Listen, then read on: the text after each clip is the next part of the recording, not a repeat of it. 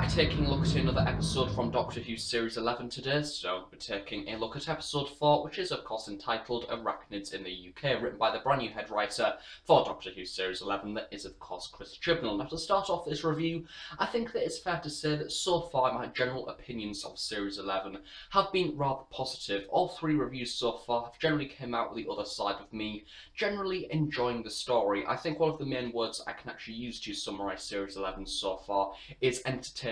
I would willingly watch it again. Every single episode, even the Ghost Monument, has in fact been one of which that I would willingly go back to. Not necessarily the best episode in the world, there has been a little bit of criticism here and there. However, generally my overall opinion has been positive. And when it came to Arachnids in the UK, I don't particularly know why, but I went into this story kind of already feeling underwhelmed. I didn't really feel like there was much going for it. I was interested to see how spiders were going to be tackled in Doctor Who, especially how they were going to look visually. However, I feel like this episode, certainly so far, is the one that doesn't really have much of a promotional side behind it. There isn't really too many things you can say about this episode to kind of market it to make it look interesting. It is Doctor Who, does rather big giant spiders, and it's basically going to be a jump scare episode. Therefore, I went into this episode rather cautious to start with. Kind of came out the other side thinking that I've enjoyed it, but also at the same time it is quite obvious that this episode does have quite a few flaws. To start off with, of course I do recommend checking out my previous Series 11 episode reviews to kind of get an idea of what my general opinions of all the characters have been so far this series. I think that it's fair to say that currently we are on a little bit of an uneven TARDIS team. I kind of feel like some characters are a little bit more developed than others. Some I certainly like a little bit more than others as well. However, this episode was going to be always interesting because it is the companions returning back to England and Sheffield for the first ever time since their travels with the Doctor. So firstly, going into the production details for this story, as I was saying earlier, this episode is written by Chris Chibnall, the brand new head writer for this series, who so far this series has in fact had involvement in every single story. The episode director is Sally Apramian, I believe that is the way that you pronounce her name, I'm unsure, but she did generally a very nice job. I love the opening segments of where you had almost that undercut sort of very low angle of the spider running along the floor, and you almost had the view from that perspective. I thought that was quite cool, and also generally the way that the spiders looked visually as well, sort of in correlation to the way that the camera was positioned, was also quite nice. The spiders certainly looked very daunting. And also my other standout moment for the directing and cinematography would be of course the visuals of the CGI, which I will get onto that in a little bit because that is kind of a little bit different, but also the ending scene where the TARDIS is just about to take off and you have sort of night just settling in and you have the lights coming from the TARDIS before it is about to dematerialise once more. I thought that was a really nicely directed shot as well. The episode is produced by Alex Mercer, which I do believe that he's new for this series. I can't recall saying his name before. Executive producers for this episode are of course Chris Chibnall, Matt Strevens and also Sam Hoyle, and then as per usual the incidental music has been created by Segan Akinola. Something of which I can summarise this story as well as the previous 3 episodes so far in Series 11 is it generally looks like the production values are incredibly high, visually sort of stunning in the way that it has been directed and presented, and yeah, exactly the same compliments to the previous episodes in this series, to be honest. Now moving on to the actual characters, which are admittedly a little bit more interesting. So we have the Doctor, of course portrayed by Jodie Whittaker.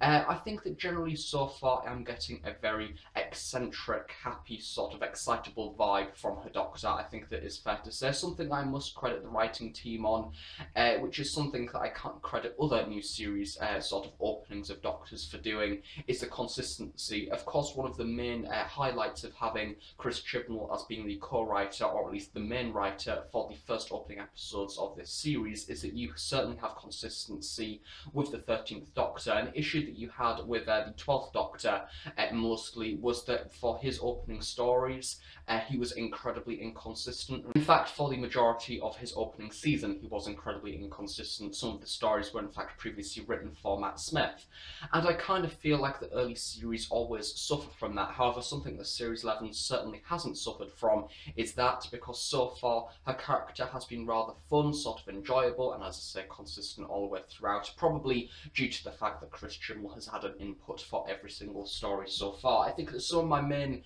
sort of highlights for the 13th Doctor for this episode will be the references to Ed Sheeran. I thought that that was quite funny. And also the moments in the house in the early half of the story as well, where she was getting introduced to Yaz's family, and you had sort of that socially awkward side coming out. It would be quite nice to maybe experiment with that a little bit more. I think that I'm sort of seeing something within this Doctor where she doesn't really quite know who she is. Maybe she almost lacks in confidence in herself, which would be quite interesting to maybe go into depth over that a little bit more in the future. Yeah, generally overall, positive for this Doctor. I'm really enjoying her so far. Once again, a few lines here and there are delivered in a little bit of an unusual manner. However, I think that certainly so far this series, this is the best episode for the 13th Doctor for a consistent character. All the other episodes for me have certainly had certain moments and certain scenes that have been really oddly delivered. However, this episode sort of lacks in those, which is excellent, and hopefully that is something that we'll continue to see now for the rest of this series, now that Jodie has of course settled in. So moving on to the companions, because we have 3 to go over as per usual, this giant TARDIS team, and we have Bradley Walsh as Graham. Once again, Graham, nothing but compliments. Bradley Walsh is doing a stunning job with him. I love the fact that they're continuing the sort of lost storyline, the fact that he is undoubtedly suffering because he has of course lost his wife. Ryan isn't suffering as much, it must be said, or maybe he's keeping it to himself, I don't particularly know. But I really like the fact that he is an older character, yet the age gap between him and Yaz and Ryan isn't really mentioned at all throughout this series. They're almost becoming a family unit, regardless of the different ages and probably the backgrounds that they come from. So Graham overall is a really nice character, I do enjoy him. Chosen Cole as Ryan Sinclair, once again we have a little bit more of that lost storyline coming in. However, it doesn't really explore that too much, so it would be nice to maybe see a bit more of that in the future. Of course, he did get a letter from his dad where he had the quite obvious crowbarred in stuff about his father wanting him to be more of a part of his life, and the fact that he can now move in with him. A bit underplayed storyline, but one of which that they kind of probably felt the need to include in the episode. Who knows, maybe that may come to the forefront in a later story. But Ryan is generally the sort of cool younger guy, which I am worried that he's going to slip into a stereotype in the future, especially with having the rap and sort of rave music at the very end of the story. I kind of do worry that he is going to become stereotypical, but hopefully not. Hopefully he keeps more of a personal aspect to his character in the future episodes. Then we finally have Mandip Gill, who of course plays Yasmin Khan, or Yaz. I've had a few negative comments for her over the past few episode reviews, more so in The Ghost Monument and The Woman Who Fell to Earth. In the previous episode of Rosa, I kind of felt like she was certainly stepping into her own shoes a little bit more. You were starting to see more of her character as the episode almost personally related to her. This episode, once again, is more focused around Yaz, which is excellent. It's something that we certainly needed by this point, because she is the weakest member of the TARDIS team, at least in my eyes. The fact that we get to see her family, which is something that so far we've seen for Ryan and haven't really for Graham, sort of his extended family or anything like that. I quite like Yaz's family. They're okay. Don't really have too many opinions of them because we don't really have them in many scenes. Of course, her mum is more prominent in this episode. I kind of feel like she is going to certainly become a reoccurring character in the future. Who knows, maybe we're going to have kind of a mirror parallels between Ryan and Yaz, and her mum ends up being killed by the end of the series, maybe due to one of the Doctor's actions or something. Wouldn't that be interesting? Scenes with her mum in the early half of the story when she finds out that she's been fired is quite nice, and also I think that the fact that you have that female on the TARDIS team, it means that this new Doctor naturally feels like she can relate to her a little bit more. And I think that certainly in Yaz's sort of opinion, I think that the Doctor may be a little bit of a role model for her, maybe, and that's something we might see more of in other stories. Yeah, other than that, that is the companions. Moving on to the other characters for this story very, very quickly. In fact, I'm only going to talk about one other person for this review, and it is Chris Noth as Jack Robertson, apparently, as he is named in the episode. That is news to me. I had no idea. His character is basically a Donald Trump photocopy, pretty much. For a start, he is American, he is a businessman, he is going to try and become the president and want to be in the White House by 2020 or something like that. He feels like he's a know-it-all, and he feels like he knows the area that he's came from. However, undoubtedly, he doesn't know much about politics.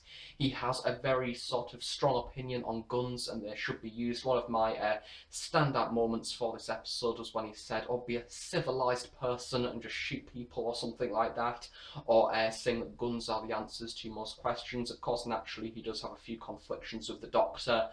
I feel like his character, I liked him, even though I wasn't meant to like him. I liked what Chris Noth was doing. Probably in the script that is the way that his character needed to be. I thought that he was bearable. However, I think that the kind of obvious sort of parallels between him and Donald Trump were unfortunately a bit over the top for this episode. Of course, we had references to Fire and Fury, which I do believe is a book that has just been released, behind closed doors information about the current presidency that we have going on. Of course, I don't really care about Donald Trump's sort of presidency. I don't really want to see it reflected in Doctor Who. Of course, it does get political all the time. The show's done that for many, many years. However, as I said, there was just a few moments in this story where I kind of felt, is that needed? Because it wasn't at all, really. If anything, it would have been nice to just see a more sort of evil character. If anything, it might have been nice if the script was changed slightly and the giant spiders were in fact something that has been augmented by him, and he is in fact an evil villain and he is trying to, I don't know, take over the world through the use of giant spiders. And that might have been more interesting, and then that would also mean that we actually have a villain for this story. We don't for this episode, and we haven't really had now for the previous 2 or 3 episodes in this series, and it is a worrying trend that this series is constantly repeating. Now moving on to the actual narrative for this story, I think that when comparing this episode to Rosa, of course last week it had a lot of different components and lots of things to talk about. I think that this episode is certainly more straightforward. It is much less complex compared to the previous story, and it kind of just has one theme, and it is going to go with it. The idea of giant spiders, why are they this big, how are we going to fix it and resolve the situation, and then at the end of that, that is the end of the story. It's pretty much one linear narrative, and I think that certainly by this point in the series, one of these episodes is kind of welcome. Normally you do see a few of them throughout the sort of the early half of a new Doctor's era. The episode does have a little bit of a mysterious side to it. I do love the idea of the spiders, and I like the way they are slowly introduced to the story. Of course, bringing the companions back to Sheffield for the first ever time. We do have a few minutes in the early half of the episode to dedicate to that and kind of have a little bit of character development and showing how their lives actually are beyond the TARDIS, which is quite nice. And then we do almost immediately go into the storyline of the spiders, because it just so happens that a flat that is close to Yaz's, there is a woman in there that hasn't really replied for a few days, and one of the women from the university is came to check if she is okay. So if anything, the majority of the early half of this script is incredibly convenient, and it's something that you do naturally get used to with new series Doctor Who, because it only has around 50 minutes in order to present a certain storyline. Therefore, you do need quite a lot of convenience here and there in order to introduce certain aspects of the plot. And I do think that it is a nice way to introduce the episode. To start with, I love the idea of the giant spiders. I think that is a great idea, not necessarily original. A lot of people have been relating this story to the Green Death, of course, having these biologically sort of enhanced animals. In the Green Death, we had the idea of larvae, I do believe, or maggots. They were then sort of developed into big massive moth fly creatures. So of course this episode does have the idea of conspiracies and sort of burying toxic waste under the ground, and people aren't aware of this, and then building something snazzy over the top in order to kind of distract people. I do believe that that is a theme that is also portrayed in the Green Death. I can't particularly recall, I've not seen that story in quite a lot of years now, but I think that this episode is basically a jump scare story. I think that it would be fair to say the main novelty behind this episode is the fact that people are scared of spiders. Therefore, we are going to use spiders, we are going to use dramatic shots in order to make them scarier, and we have the whole idea of spider in your bedroom, spider under the bed. All those things is playing with fears, the whole idea of spiders in the bathtubs. All of those almost stereotypes that you associate with fears of spiders, and then implements the idea of imagine a spider this big, And then imagine it this big, and that is what Doctor Who is going to do for this episode. It is very straightforward and not really very imaginative, which is a shame because I think that this episode could have very easily done something a lot more imaginative. As I say, if the sort of evil villain of the story was somebody who has purposely enhanced spiders biologically to take over or to eat people, I actually think that when they were sort of cocooning these people for food, I love the moment in the early half of the episode where they revealed the body in the bed. I thought that was very creepy, and then also later on in the story as well, within the spider's nest. I think that it would have almost been nice if the spiders had enhanced themselves in order to eat the people. It would have made them more of a threat as opposed to just an inconvenience, because if the spiders aren't going to eat people or do anything to them, it's going to physically cause harm, then they aren't really much of a villain. They're just there to be inconvenient, and then by the end of the episode the Doctor does somehow need to save the day. And of course, due to having this alien that isn't really an alien and isn't really a threat, you therefore have quite a lot of plot holes in this episode, such as the spider in the flat near Yaz's. That wasn't really discovered again. Is that just there and is a little loop of vinegar still kind of waiting for something to happen? And also the spiders within the panic room.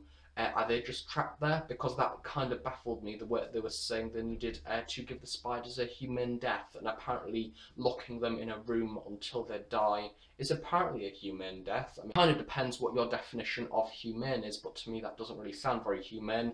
And I kind of feel like this episode is one of those ones where the Doctor needs to go, right, I know I'm not meant to do this, but we're just going to need to kill all the spiders because they are generally something that can't carry on. They need to be something that is destroyed. They are essentially a freak of nature. They are an accident gone wrong.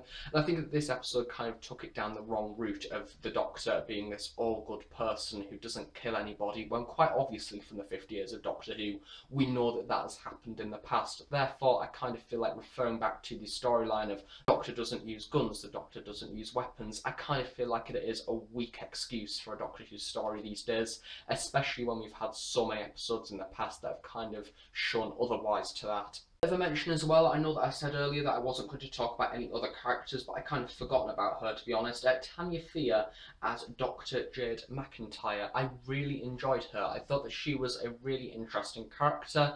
Admittedly, in the early half of the story, considering that she's doing a rather confidential job, she's very quick to basically give the Doctor all the information. If anything, I kind of feel like this story is one that kind of belonged to having Unit in there, and Unit responding to something that is very unusual, and maybe the TARDIS has been contacted by Unit in order to solve this rather unusual large spider problem. But naturally with Chris Chibnall, he wants to make Series 11 more of a jumping on point, therefore bringing in Unit might not necessarily be a good idea, because then you would need to raise the question of where's Kate Stewart, where's Osgood, and so on like that, which naturally they've now gone over to Big Finish to do a lot more adventures with them.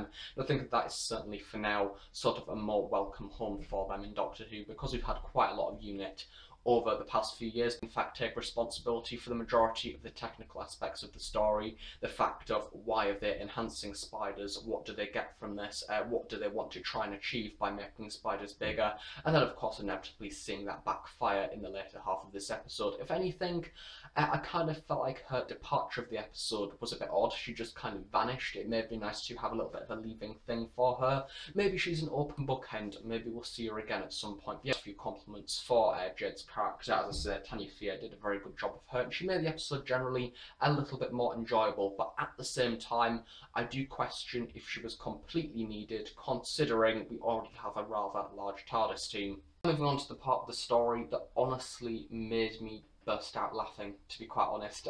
When I first viewed this episode, I thought that it was something that was meant to be took seriously. However, I couldn't take it seriously whatsoever. The moment where Ryan suggests using the music in order to kind of coax in the spiders and trap them in the panic room, and the scenes of seeing the spiders running along the hotel complex, having Stormzy in the background, I honestly just thought looked ridiculous. It was presented in a ridiculous way, and I just couldn't take it seriously. I couldn't have a straight face for the majority of that scene. I do get where they were coming from with the vibrations. It makes sense it's practical, it's a good idea, but I think there was certainly a much more effective way of handling it. Of course, throughout the series, we've had the idea of contemporary music being used throughout the many different episodes. In the last one, we had the Rise Up theme, and then in this one, we have Stormzy coming in. And I just kind of feel like the last episode, it worked well, as opposed to the ending theme overuse thing. But with this one, it just didn't work at all. It was weird, it was odd, and it just wasn't Doctor Who for me. It just seemed just too odd. Moving on to the production side of this story and generally talking about how the episode looked. To start with, I was really impressed with the spider CGI. I think that once again, it generally looks like a higher budget TV show. I think that the people behind the CGI, I can't remember the company's name.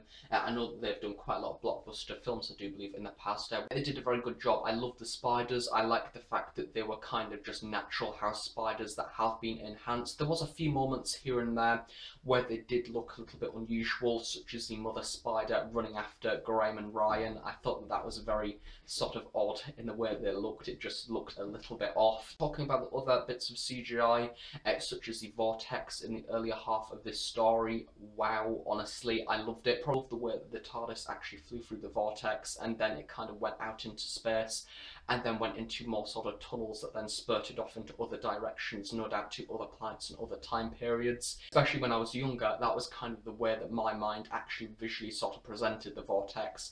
The idea of all these different paths going in lots of different directions. I think that it did look incredibly busy, and at some moments it did look very confusing, which, that said, I think is something that the vortex would naturally look like if it did actually exist. And of course the TARDIS spinning through that as well was very nice, very visually stunning. And the actual TARDIS set itself, once again, it was nice to see more of that in this episode. More importantly, the actual rotor itself going up and down. For the production side of things, Segan Akinola, who does the music for this episode, once again, for those of you that have seen my previous reviews so far this series, he is once again really impressive. I'm really impressed with what he's done so far. Some of his music, especially the later half of this episode, where Graham, Yaz and Ryan go back onto the TARDIS and they have these sort of second entrance almost, and going on more adventures with the Doctor. I love that music used there. It did feel very nice and relaxed, and once again is, I do believe, a theme that is reoccurring now throughout the rest of this series.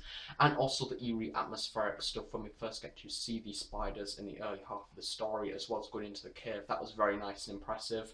And I just worried that in the future, of course with Murray Gold, when he first started in Series 1 and Series 2, his work was absolutely brilliant. I think that it would be fair to say that probably his soundtracks for Series 1 and Series 2 are his best for when it comes to Doctor Who, and then after Series 3, 4 and 5 onwards, certainly when it got to Series sort of 6, that is when it started getting dry. So maybe sort of the clue for composers in the future when it comes to Doctor Who is not to stick around for too long. Maybe do 2 seasons, maybe 3 at max, and then leave and let somebody else take over the job, maybe doing a few more pieces here and there, or even having several composers coming in and doing sort of different compositions for different episodes. That would also be quite interesting. That is my review of Doctor Who Series 11, Episode 4, Arachnids in the UK, which after filming this entire episode review, I still don't understand why this actual episode is called Arachnids in the UK, because they're exclusively only in Sheffield throughout this entire story. So I think if anything, it would have made more sense to call this episode